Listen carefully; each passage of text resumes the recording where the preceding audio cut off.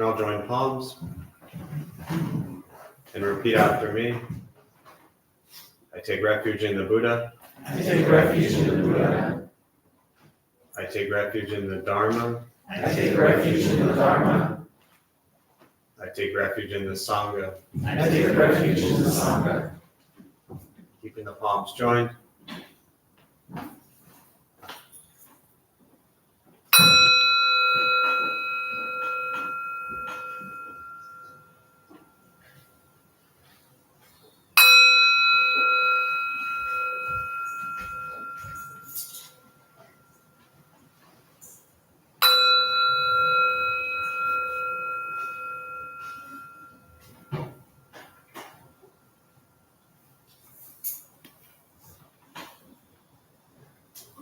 Put the palms down.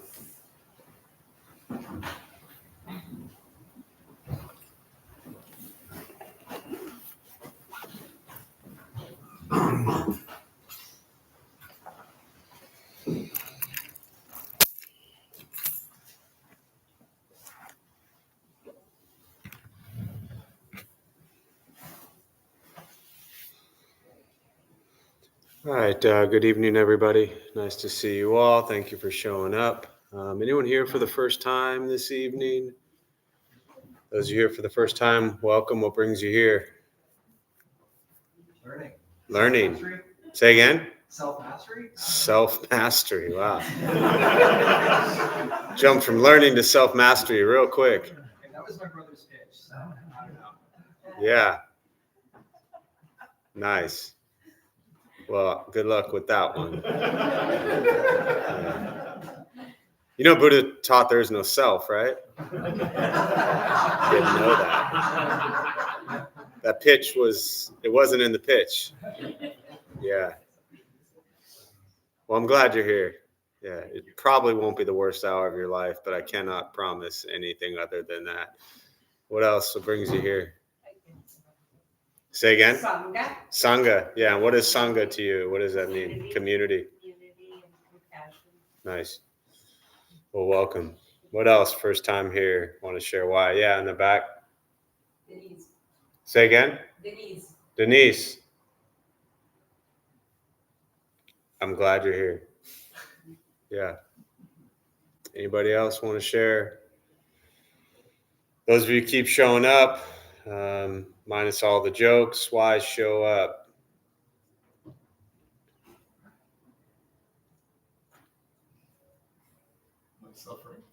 Less suffering.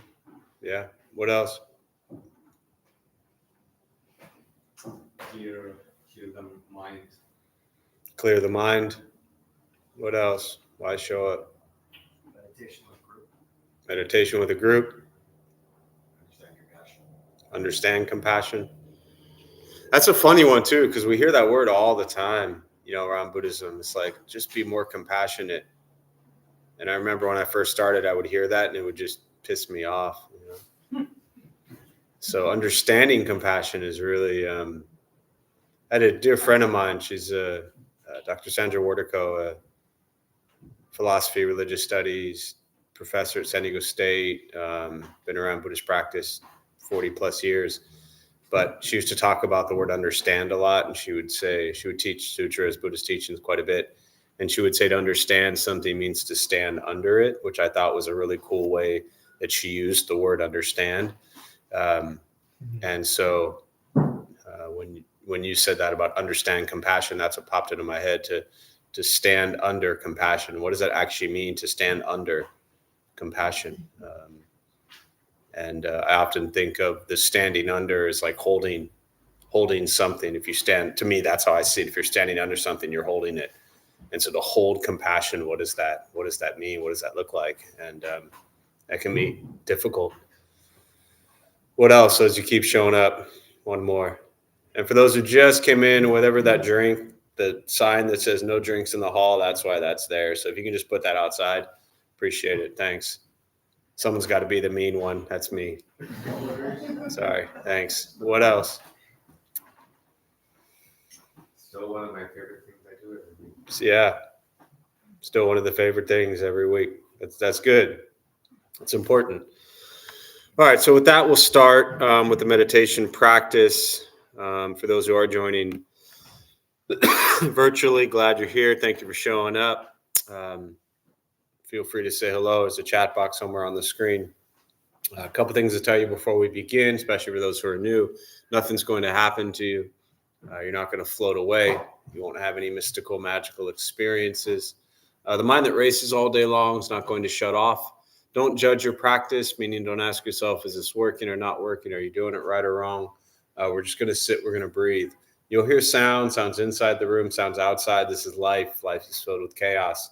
This practice is learning to get quiet and still within all of the chaos. Posture, you just want to be comfortable. If you are on a cushion, often it helps slide into the front third, pushing the stomach forward, allows the back to straighten. Same thing, really, if you're on a bench or chair, however you're seated, just trying to sit up straight, relaxing the shoulders, hands around the knees or lap, whatever's comfortable. If you are brand new to meditation, it's important to understand you're not trying to shut the mind off. You're not going to think nothing. It won't go blank. Your mind will continue to race. I'll say things periodically to remind you that you're lost in thought and bring you back to present moment. Most important, do not expect anything. We're just going to sit and breathe. I'll guide us as we begin, and we'll settle into a little bit of silence.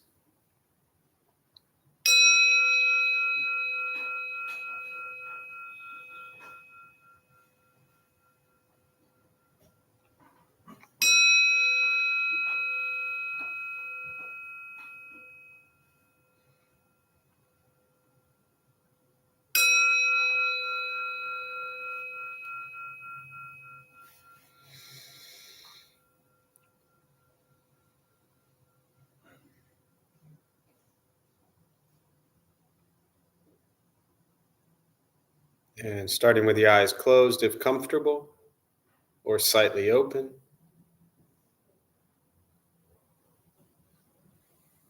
Mouth is open or closed.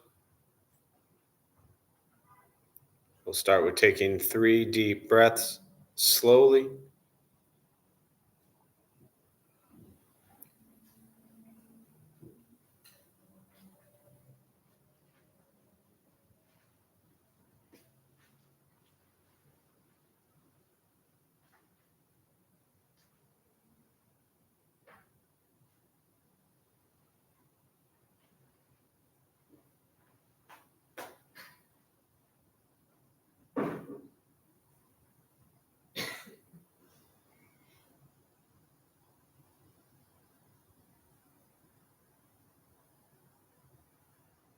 And eventually settle into a natural rhythm of the breath.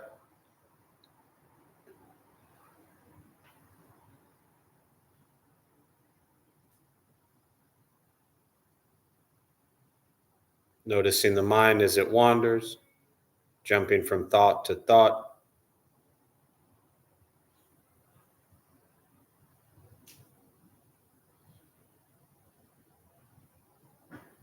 Start with gently guiding the attention, focus to the stomach or chest.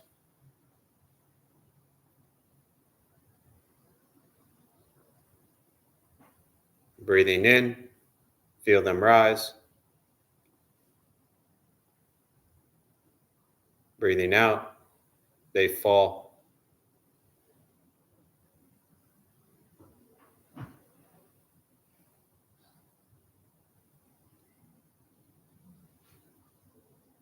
Simply continue this practice, observing sensation of breath, expecting nothing but to sit and breathe.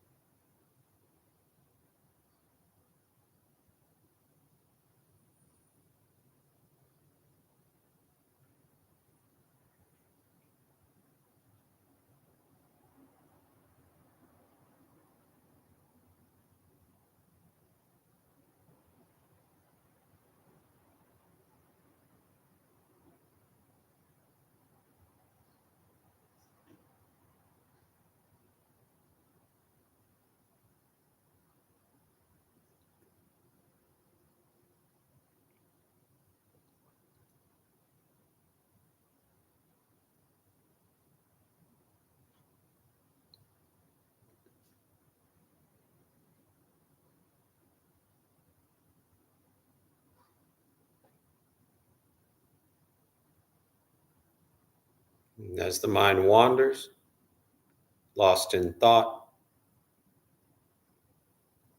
recognize it.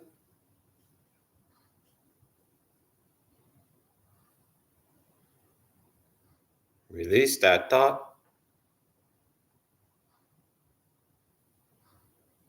Return attention, focus to the breath.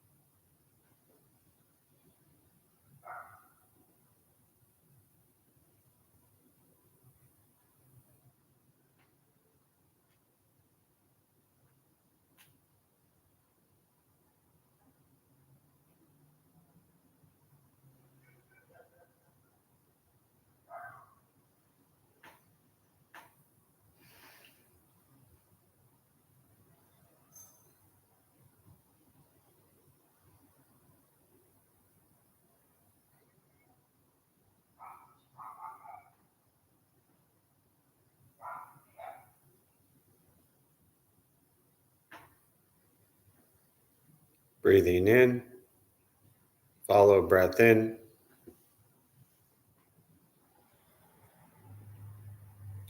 Breathing out, follow breath out.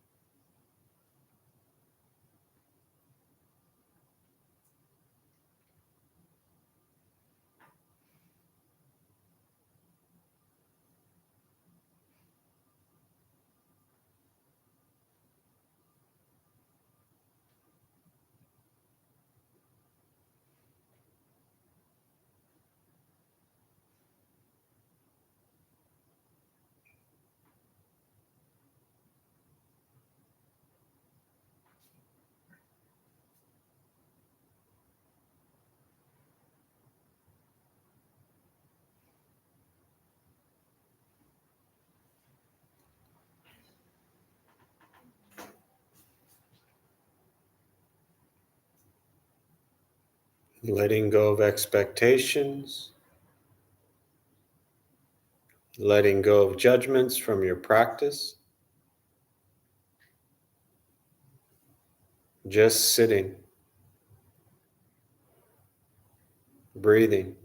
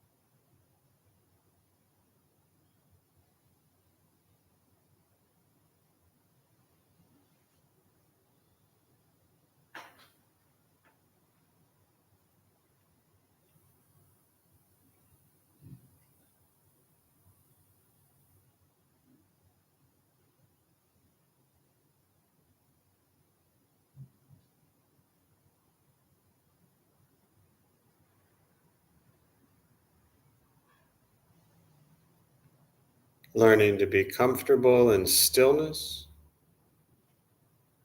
in quiet, just sitting, breathing.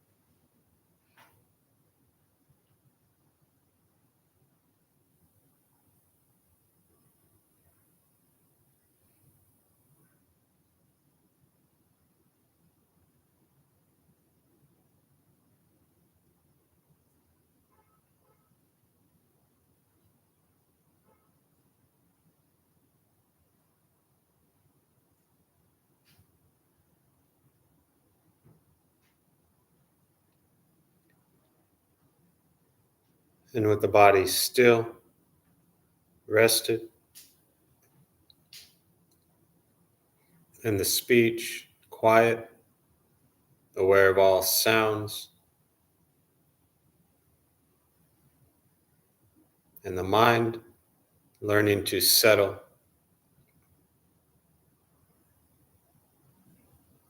Know what it's like to just sit and breathe.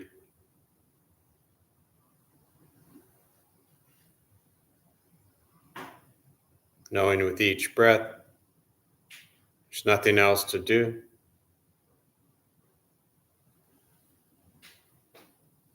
Nowhere else to go.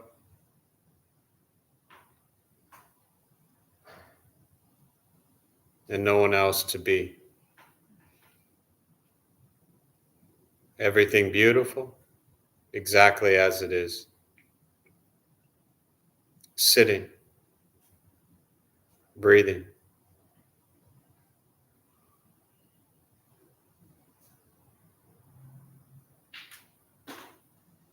And once again, taking 3 deep breaths slowly.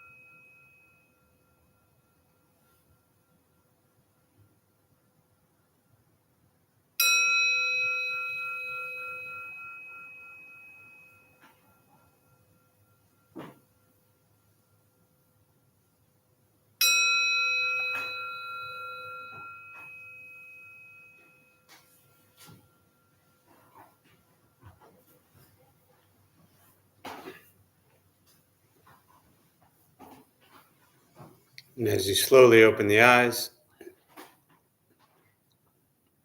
slowly beginning to move,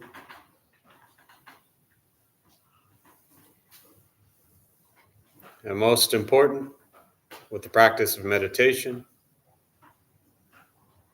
is to recognize how you feel now, immediately after.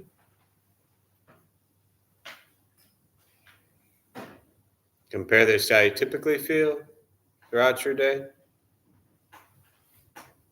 Recognize the difference if there is one. Ask yourselves how you'd prefer to feel every day for the rest of your life.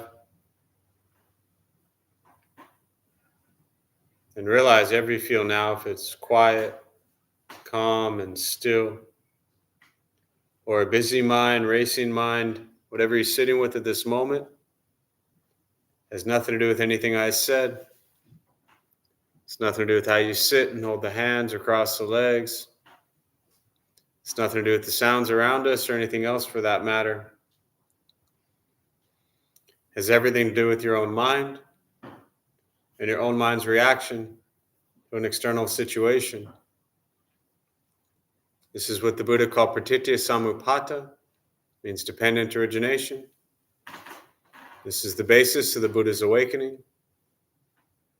The word Buddha simply means awakened. He was a human being, no different than any one of us, who began to understand why he suffered, why he got angry, sad, depressed, stressed, anxious. He began to understand the causal relationship of all phenomena. And what that means very simply for all of us, regardless of where you come from or what you believe in or where you think you're going, your whole life is filled with things that happen. You react. More stuff happens, more reactions. That's it. That's what we get. This practice is simply learning what it's like to respond to something quietly, peacefully, still. Because for most of us, the way you responded to the last 20 minutes is quite different from how you respond to every other 20-minute period of your day. And so all we're working on is closing the gap to where the way you feel now is closer to how you feel always. Just as driven, motivated, productive, successful, whatever that means to you in your respective lives. But with a mind that's steady, clear, focused, distracted by nothing, disturbed by no one. It's not an easy practice. It's not necessarily fun. It's not an escape, as often people think it is. It is direct perception into the present moment. And the present moment is very often filled with conflict, chaos, difficulties, challenges. This is life. So it's learning to be with life as it arises and doing your best to respond from a place of loving kindness and compassion, not from a place of hatred and anger, which is where many of us have spent much of our lives. Meditation is free. Buddhist practice is free.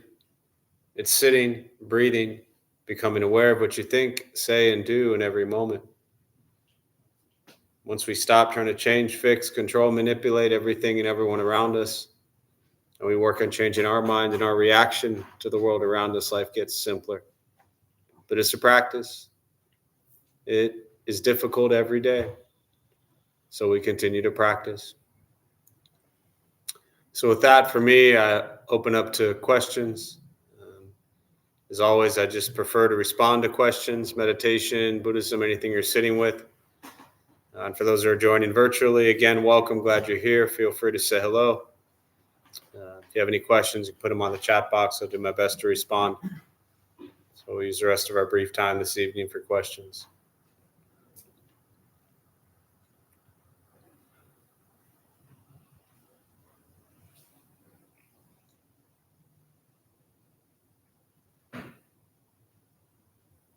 I have a question.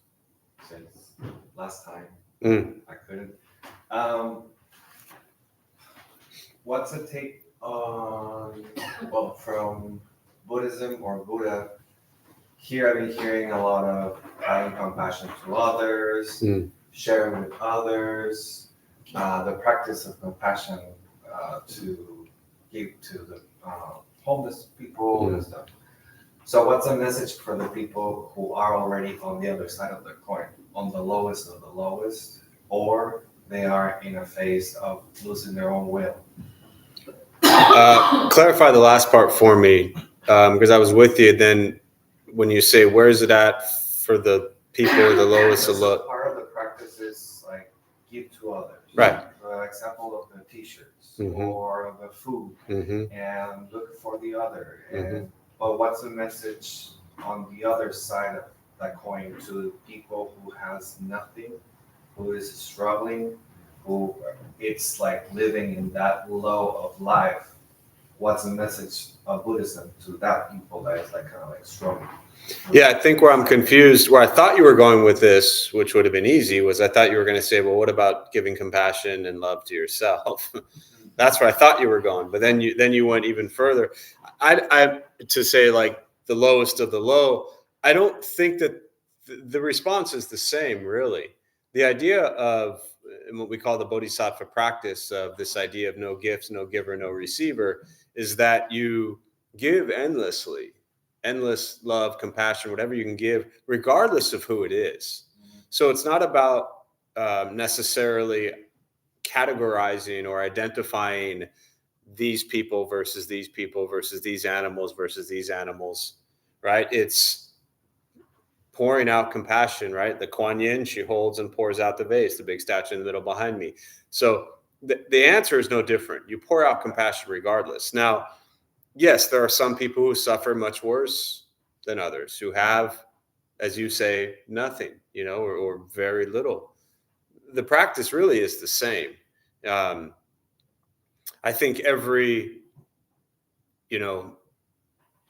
person, every organization, every temple, every community will have maybe certain populations that they target or, aim to kind of help and be of service to, but not necessarily because one is more or less important than the other. Yeah, it's the same. I don't know if that's, you want to respond to that? Maybe later. All right. Yeah. Yeah. It really is no differentiation. And again, even though it wasn't the nature of your question, I'll add that for those who are new, it always begins with yourself, right? Having love and compassion for yourself. Often for many people, that's actually the hardest, right? It's very easy for a lot of people to go out and pour compassion and love and kindness to others because it makes you feel what? Good. Now try doing that to yourself. You're like, well, I don't want to do that. Right? But the practice really is starting with having love and kindness and compassion towards yourself. Yeah. And seeing ourselves as no different than anybody else, ultimately. Yeah. Yeah. So two parts, you said there is no self. Yeah. Buddhism, but then love and compassion to yourself. Yeah. But that doesn't make sense to you? I also I wanted to expand on that's true that Sure. it's difficult to give love or compassion to yourself, maybe especially if you don't know how to do that or what does that mean. Mm-hmm. You expand on that. Yeah. Yeah. So a couple of things, just to paraphrase for those virtual maybe didn't hear it, is, first I talked about non-self, and then I said to give love and compassion for yourself. So what's going on there? And then the second part is around, for those who do have difficulty giving compassion to themselves, what do you do with that? Like, how does that work? So the first part, especially for those who are brand new, non-self, kind of my comment earlier about, the Buddha taught there is no self. It doesn't mean that you're not there. You're here. We're here. But we are here and we exist differently than we perceive ourselves. So if I ask you to describe who you are, you'll have a story, right? You'll tell me who you are. But most likely you'll tell me who you are by your name, where you live, what you do, things you've gone through, your experiences. Is that who you are? Or are those just labels that have been put on you? Right? Now, if I'd say the same question to 10 people who know you and ask them to tell me who you are they all going to say the same thing? No. Are any of those who you are, or are they just descriptions of your moment-to-moment experiences throughout your life? So what the Buddha taught is that there is no inherent permanent self.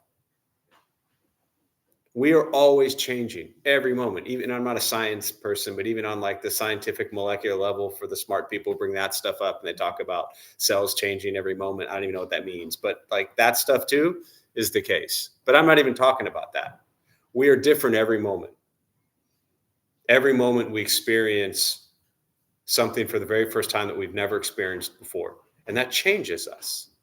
That continues for every moment of our entire life. So again, to say there is no self, the Zen master Dogen, he lived 1200 to 1253, the founder of the Soto Zen school, he would say, and this ties into your second part of the first question into the second, he would say you must get to know the self before you can get rid of the self. Meaning we can't just avoid it. In Buddhism, they talk about ultimate reality, conventional reality. Ultimate reality is that we are just this physical form body that has this consciousness that comes together. Somebody gives us a name, we have experiences, and then we define that as us. Like, I am Jeff. That's just a name. I'm not that name, right? To many of you, I'm the person sitting here sharing Buddhist teachings. To other people, I'm just some mean person who beat the shit out of him when I was a kid. So who is me? Right? None of those are me. Those are experiences. Those are things. Those are labels and projections that we put on others, including the biggest projection we put is on ourselves. So does that make sense so far? Yeah. Non-self, we are here. We are just here completely differently from how we perceive us. And we are forever changing. There is no permanent inherent self. Right? The second part, which is positive, which is hope that you can be a better person or a different person. Sure, but what I'm saying, yes, it sounds like wonderful because then you can be a better person. But again, you're missing the point. You're saying that's wonderful. That means I can be a better person, as if you're a bad person. Drop the label of I'm a bad person. There's no need to carry that label. The only reason you feel like you have to be a better person is because you think you're a bad person. So we define ourselves as good and bad. We're just humans having an interaction with a million things, a trillion things. And the practice is to focus on thinking good thoughts, speaking good words, doing good deeds, loving kindness and compassion. Yes, by conventional reality, so we can say, I'm better than I was yesterday. But however I treat or act today is not me. And however I treated or acted yesterday is not me. They're just things I've done. So yes, if it helps us, like from a kind of Western psychological mind, to say, well, that's great because now I can be a better person, rock it. Like, I don't want to kill that view. But the problem is not being a better person. The problem is being attached to the person that you think you were and the story you're telling yourself about yourself.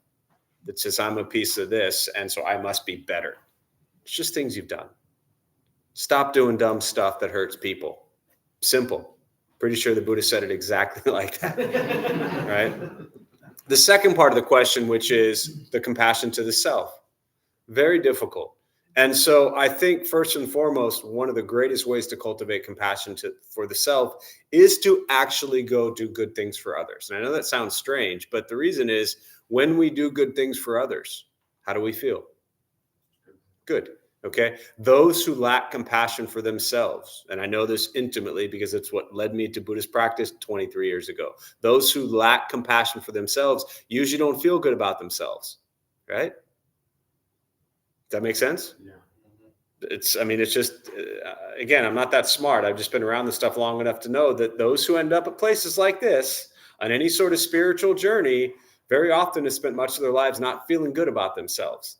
And those who don't feel good about themselves have a really hard time having compassion for themselves because they feel like they don't what? Deserve it. Everybody deserves love and compassion. Everyone. All beings, all time, all space, all directions. Not just those you like, not those that agree with you, not those that make you feel good versus feel bad. Everybody deserves love and compassion. Yes, those people also. And that's just a blanket response for whatever the three people are in your head that you're like, yeah, but not those people, right? Them also, whoever them is.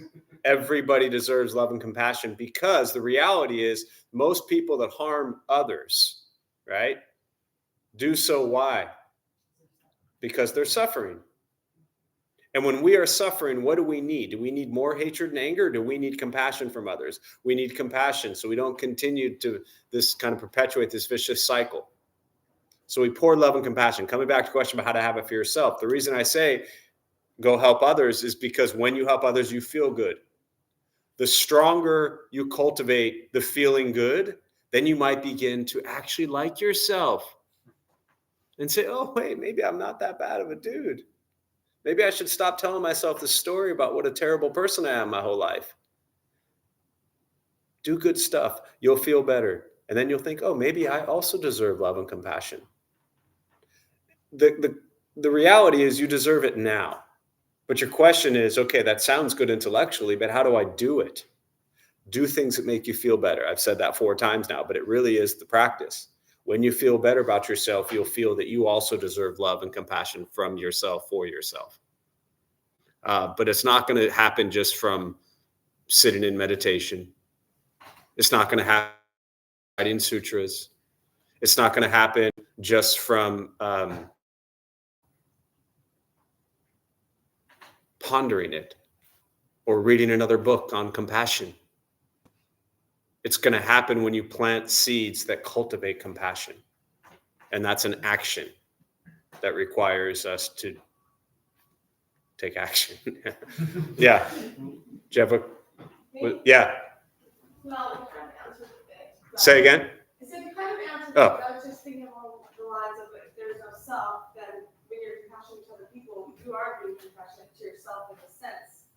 But then I struggle with that. Like I have a friend who has terminal cancer and I've been helping as much as I can. And honestly, like I've been casting battle about my pants and it makes me feel like, oh, I'm good about myself. And then I think about like, no, that's my ego. Like it's like self-serving. Yeah. Like battle with that, you know? Yeah. 'Cause I don't think I've been like very compassionate with myself. I'm not, you know, I'm here, so right? Sure. So like I struggle with that dichotomy of like, am I doing that just because it's like this egotistical, like I like to get myself work. Yeah. But then like if we're all connected, then it's like, do I have to be compassionate to myself or can I just be compassionate to other people? No, you have to be compassionate to yourself, and we're not all connected. So no, let me just kind of paraphrase those verses of what you said. I mean, beautiful, you know, and you know, heart goes out to your friend. Is it a friend you said battling cancer? Yeah. You know, and it's beautiful to be a friend and support them. And so a couple of things I want to highlight is that part of what you were saying, just to kind of briefly paraphrase it, is that like, well, then you realize you're feeling good. And is that your ego? You know, there's nothing wrong with feeling good for helping people. Again, this idea of non-self does not mean you're not here. You are a human and it feels good to help people. It's the first thing the Buddha said. The reason we suffer is because of greed, anger, and ignorance. We overcome greed with generosity. So give your heart, give your time, give your attention, give your love, give compassion. That's what he said to do. If you want to overcome suffering, give. Not pretend that you're not here. Not pretend that giving to them is the same as giving to you, because it's not. Not, you know, and in a very Western way, people say like, we're all one, we're all connected. We're not all one. We're all completely different physical bodies with individual consciousness. They call it alaya vijnana, storehouse consciousness. We all have our own individual consciousness and our own physical body. We deeply and directly impact each other. And we have tremendous influence on our immediate surroundings and you know, the world around us. But we are still separate, at least from the Buddhist teachings. We're not one. But I think the biggest piece, which comes up a lot whenever I talk about helping people and around Buddhism, is people are like, you know, as I say, the Thursday food distribution, people are like, well, I only go because it makes me feel good. Great. Keep going. What happens often is people are like, well, I'm only going because it makes me feel good, so I'm just going to stop. And then you have no cultivation of compassion. If helping your friend makes you feel good, beautiful for helping your friend, beautiful for feeling good. And ultimately, maybe we'll start helping people not just because it feels good. Yeah. My point was more so like, can that like count as like compassion for yourself? Like, is that trickle? Yeah, no. Self-love thing? No, it doesn't. Yeah. No, I got that point. I guess I just didn't drive home my response. I hear what you're trying to do, is say like, well, if there is no self, if I'm compassionate towards them, am I being compassionate to me? I think you're just, to me, it sounds like, and you're just trying to justify it because you lack the ability to have compassion for yourself, potentially. I mean, potentially, you know, I don't know. But that's the reality, is that very often we'll say, well, I'm helping them and it's helping me, and so I'm having compassion for me. No, take care of yourself. It's super important. And again, people who show up at places like this, that is very often the hardest thing, and they're the worst at it. Yeah. I'm a little fuzzy as to concept of some of this stuff. I mean, I get wisdom and compassion with the Bodhisattva. The Bodhisattva vows that we're here to help each other, but we're here to help others to achieve enlightenment. So we all become Bodhisattvas. So we break the wheel of samsara, but it's the underlying concept. Therefore, life sucks because we all. Well, life doesn't suck. So the teaching of we all get out of here, right? Because yeah. Yes. No. Okay. I got you. And beautiful. Again, you're 40 years into Buddhist studies. You've seen a lot. You've practiced a lot. You've learned a lot. You've been around literally, and there's no reference to age, but you've been around like 40 years of wonderful Buddhist teachers. And so what in your question, you just kind of combine a lot of different things. And let me kind of break it down for you. Yes, this Bodhisattva path is to be reborn. Bodhisattva means enlightened being. And the vow of the Bodhisattva is to be reborn life after life until all sentient beings are free from suffering. Now, you don't have to believe in rebirth or reincarnation or any of that kind of stuff to learn about Buddhist teachings. And you can completely abandon that phrase. For me as a practitioner, it helps to look at it as day after day. Meaning, instead of thinking like as a vow, I'm going to be reborn life after life until all beings are free from suffering. For me as a practitioner, I think it helps to say every day that I wake up, the practice is going to be, what can I do to help people free themselves from suffering? Right? I'm going to say this part next and I'll come back to that. The second part is about everything sucks. So the word dukkha is translated to suffering, right? The Buddha said life is filled with dukkha. So often, and I know you didn't even mean it this way, but I just want to say it. Often people say, well, all life's suffering, that's miserable. Well, dukkha is not trauma necessarily or only. It's not death and loss and heavy pain. It is all of that. It is not only that. Dukkha is also discomfort, dissatisfaction, dis-ease. Things that happen throughout our day that bother us. Not heavy traumatic stuff, but your sandwich made the wrong way, your latte made the wrong way, not liking how your hair looks on a certain day, not liking the shirt that you just put on. None of this stuff is life-threatening.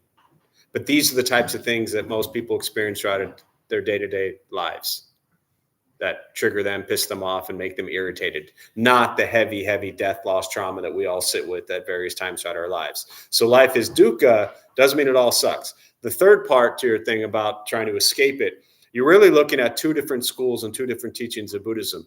Yes, the Theravada path, what they call the old school teachings of the Buddha, are to free yourself from samsara, the cycle of birth and death. And so the practice is to, again, to put it into context briefly, at the time of the Buddha, because I have to say this, otherwise this will make no sense. At the time of the Buddha, everybody, for the most part, believed in rebirth or reincarnation or continuation of consciousness. This is 2,500 years ago when he taught, 500 years before Christ. If you went up to somebody then and said you got one life and then you're going to heaven or hell, they would have thought you were crazy. They all believed in a continuation. Fast forward to today, and you tell people there's going to be continuation of consciousness, and they think you're nuts. Because we are, for the most part, raised in Western culture where you're taught that you've got one life and you go to heaven or hell or whatever. So most people today who begin to learn and study and practice Buddhism do not have any notion or concept or remote idea of how to begin to ponder what rebirth or reincarnation or all that kind of stuff would even look like. When the Buddha was teaching, again, everybody thought that. So what he was teaching was that when we are born, we are guaranteed to experience suffering. And the only way to free ourselves from experiencing suffering would be to get off of the wheel of samsara and no longer be reborn, which you know. And my comment always is, how many of you came here tonight because you want to make sure you don't have a rebirth? No, one. The one dude who asked the question, right? Everybody's here because you want to be happy or, suffer less or self-mastery, whatever it is, right? We're all seeking, craving, desiring something, and that's beautiful. That's how it should be, in my opinion.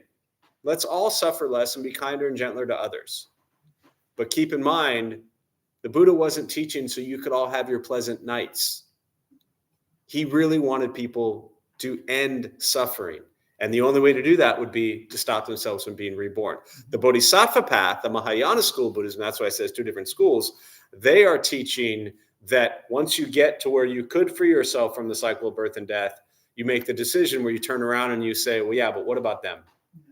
I'm going to vow to be reborn for everybody else who is still suffering. So you're really just looking at two different schools of Buddhism. What else? Always happy to clarify all that for you. Yeah. Kind of going back to an earlier comment you made about, you're thinking about the three people. So before I actually don't know anything, but I just throw that shit out there. Go ahead. Yeah. Yeah, before coming tonight, I was having a conversation with a family member that I've really continued to struggle with,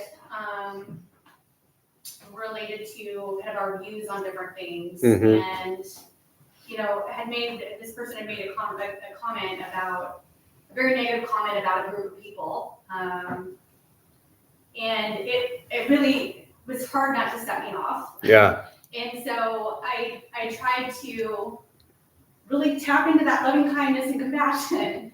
And at the same time, like I felt like I had to say something, because if I don't say anything, am I, is that okay to not be addressing that somebody is saying something negative or hurtful against a group of people? Mhm. And I struggle with like, what's the Buddhist thing to do? Yeah. Like that. No, great. And I think it's, one, I commend you for asking that question without putting in any details. That was impressive, by the way. So, A+ on that. Because I always tell people I don't want details, I don't want to label names, all that stuff. But in all seriousness, as you've heard me say probably before, and I talk about this a lot, I believe that the Buddha himself absolutely was an activist. I believe he was a rebel. He went against the stream of society, the mainstream views of society. What he taught was completely challenging the way of life at that time. And very often, Buddhism, when you hear the words loving kindness and compassion, that gets mistaken for silence. To me, Buddhist practice, Buddhist teachings, and integrating it into life when it comes to speaking for what you believe in, you should not remain silent. Now, the question is, can you, as Thich Nhat Hanh would always teach, and Thich Nhat Hanh was nominated for Nobel Peace Prize by Martin Luther King for his work around social justice issues, specifically racial inequality. And as Thich Nhat Hanh would teach, can you engage in speaking your truth, but come from a place of love and compassion in your heart without coming from a place of anger and hatred toward the other for them having their views? It is not about being silent. It is not about agreeing with everyone.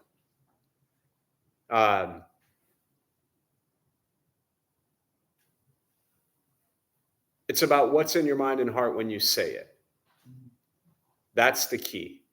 And as you've heard me say, this world is a mess. It's always been a mess. Sadly, it's going to be a mess for a long time. And I think the Buddha spent 45 years roaming around teaching people to be loving and kind. I mean, he worked his butt off all day long trying to get people to be kind. He didn't just people have this, again, I'm not even talking about you. People have this image that the Buddha as a monk just sat there in a tree and did nothing all day long. The guy spent 45 years preaching. Truly. He didn't stay silent. But what was his heart and mind? Could he understand? Could he listen? Could he forgive? Could he try to see other people's views and perspectives? Or did he immediately, Devadatta, his cousin, and I'm not a big storyteller of Buddhist stories, but his cousin tried to kill him. And he taught him love and compassion. So speak up if you wish. But definitely, and this is for everybody really, do not think that Buddhist teachings or Buddhist practice means that you must stay silent. And there's so much oppression. And it's disgusting. Truly. Yeah. Yeah. But then the challenge goes back to you. I'm like, oh man, how do I do that without being angry? Yeah. Wait, was that going to be your question? Well, it's and so is it better if you cannot find that within yourself to keep quiet? Is that what were you going to say? No, I was going to ask. Well, so I think that's a great question, but I was going to, because I went into it thinking, okay, well, should I ask some questions to try and dig a little deeper to understand where this is coming from? At the same time, I don't want to sound judgmental. Sure. So it's such a yeah. So you're kind of asking the same thing in different ways. And so I think for me, as a practitioner, what has helped? When and again, forget this whole rebirth thing for a minute. When we are born, we don't start out with the views we have. Everyone in this room has different views about everything. I'm not even talking about the things you two are probably talking about. We have different views on food, on movies, clothes, means of transportation, places we live, socks that we wear. There's so many different views and opinions and choices that every one of us in this room makes based on our social conditioning, based on our environment, based on our family structure, based on where we were raised, what part of the world we were in, who taught us what we read. All of us have been taught a million different things which shape our views. But what we do is we hear and we see one view and we automatically label them and hate them. And yes, often the comment is, well, that's what they're doing. But if that's what they're doing, then why would we do that? The question about how is to understand that we ultimately have no idea why and how people have the views that they have. And from a very technical Buddhist standpoint is to understand that everybody is suffering. Everybody. And very often the people that are causing so much hatred and anger and rage and violence, they're suffering even deeper. We don't have to agree. I think that's also another key point here I want to make is for me as a practitioner, I kind of said this earlier, but you don't have to agree with what their views are. You don't need to go into dialogue with them trying to get them to convince you to take their side or their, just agree with their thoughts. But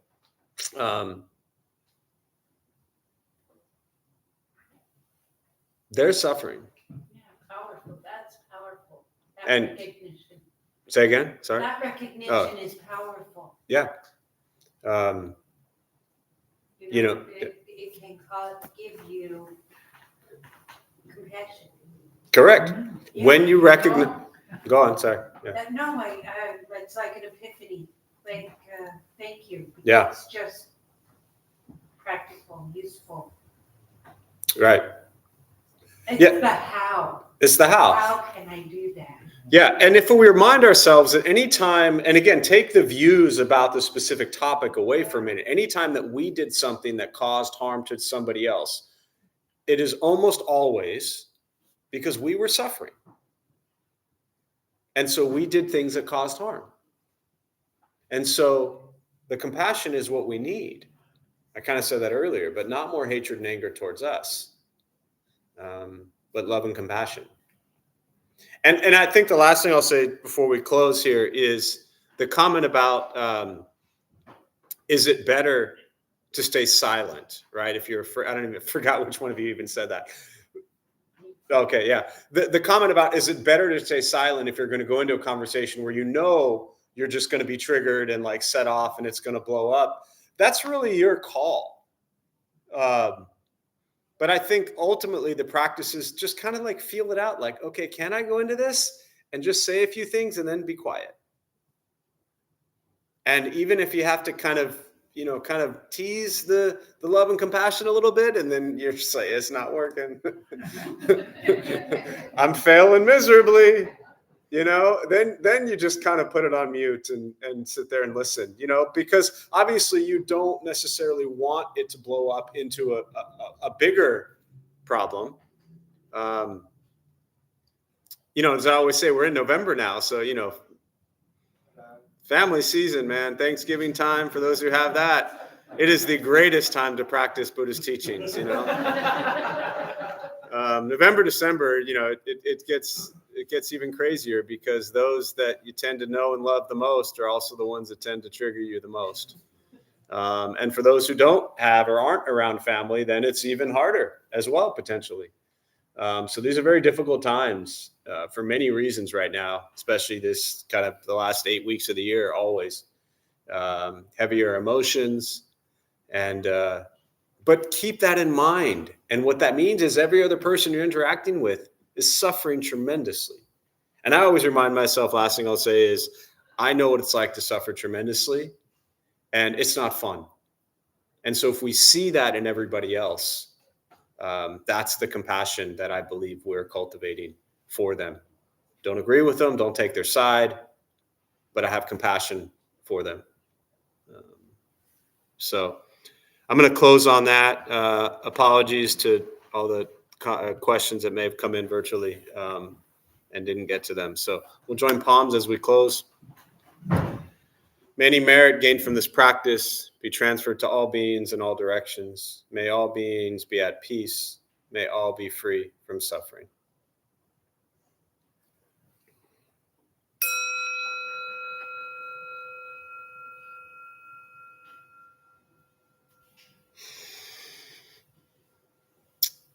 All right, before you all head out, our Dharma Bum host Eddie has some announcements for us.